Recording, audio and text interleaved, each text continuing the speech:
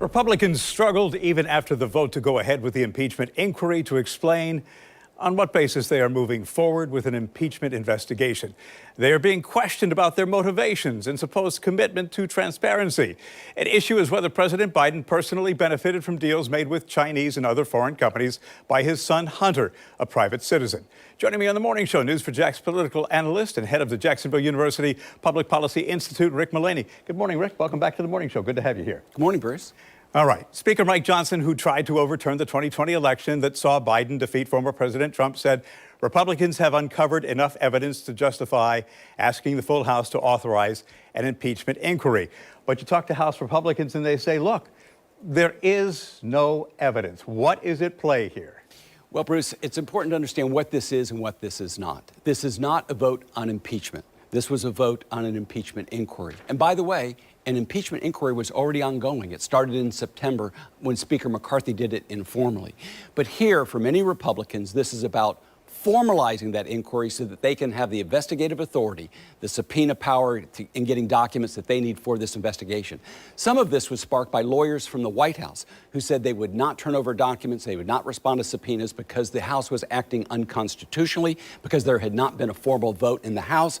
So the Speaker and others said, we're going to give you your formal vote. So they had that formal vote. What happened yesterday was a formal vote for an impeachment inquiry as opposed to the informal inquiry that had been ongoing. So it opens the door to a legal process here. It does, and some call it a more procedural because it does give them these heightened investigative authority. All right. So veterans of earlier impeachments and those who have studied presidential wrongdoing say nothing found by the ongoing congressional investigations comes close to the constitutional standards of high crimes and misdemeanors. So what's their agenda? What are they trying to accomplish? Well, you know, Bruce, it's interesting. 100% of the Republicans voted in favor, 221, and 100% of the Democrats voted against. And although the Republican vote was unanimous, it would be a mistake to think that they're unanimous in their view of this. For example, Republicans in swing districts and competitive districts have been very clear that this is just an inquiry and not a vote on impeachment. However, in response to your question, what are their agendas? Certainly, if you listen to the Democrats, part of the agendas for some of those Republicans, it's retribution and, quite frankly, motivated by Donald Trump, who's been urging this impeachment. Others are looking to politics of 2024. So I think you're painting with a broad brush to suggest that all 221 members of the House of Representatives agree why they're going forward. But for now, it is important to recognize an impeachment inquiry versus a formal vote of impeachment. But for 2024, it could be pretty significant. All right, so point one, you did this to our guy, now we're going to do this to your guy. For some Republicans, they think there's a double standard. One standard for Republicans, one standard for Republicans. It's now their chance. It's also a political tool as they go into 2024.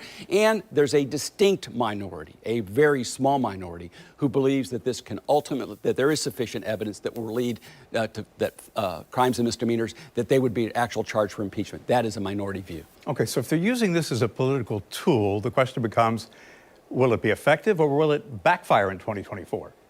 Bruce, this may be in the category of be careful what you pray for. It could very well backfire, and it's very risky. As I mentioned earlier, those Republicans from swing districts, from competitive districts, they're a little bit vulnerable as the midterms are coming up in 2024, and they've been very clear to articulate that this is an inquiry, not a vote on impeachment. In addition, as the investigation proceeds into 2024, if the evidence remains insufficient to go forward, and most don't believe there's sufficient evidence now to prove high crimes and misdemeanors under the Constitution, it could actually be the House, in the view of many, exonerating the president. Plus, it gives a little bit of a rallying cry, a unifying force for the Democrats. And remember the political price that Speaker McCarthy paid. He is the one who opened up an informal inquiry back in September. And then when they were moving to oust him, some of the bitterness on the Democratic side, they did not come to his rescue. So this sort of movement can be divisive. But for the White House, too, they do have to keep an eye on this in 2024. Sometimes these investigations to go into places that you hadn't anticipated. So for Republicans and Democrats, 2024 on the horizon, hard to predict what's going to happen. So when I go to research this story or any story that I do, I go to about 25 or 30 different news sites to see, how they're characterizing it, where it plays. And you would think that this would be, top of their news agenda. And it's not. And it brought me to the question, does the public even care? The polling so far suggests no. The polling suggests that this is having little, if any, impact at all on the presidential race. But what started out as a distraction and a nuisance has gotten some legs. Hunter Biden's indictment has been significant. His refusal to testify yesterday before Congress is significant. That investigation is going forward. The impeachment inquiry is going forward. So in answer to your question, the public right now is not paying attention to this. It is not impacting the race. But as we move into 2024, you never know where those investigations are going to take you. The Biden White House is going to pay attention to this. Republicans need to pay attention to. 2024 is shaping up to be a year unlike any other in our history. Rick Mullaney, always appreciate your input and your perspective. Thanks for being here. Thank you, Bruce.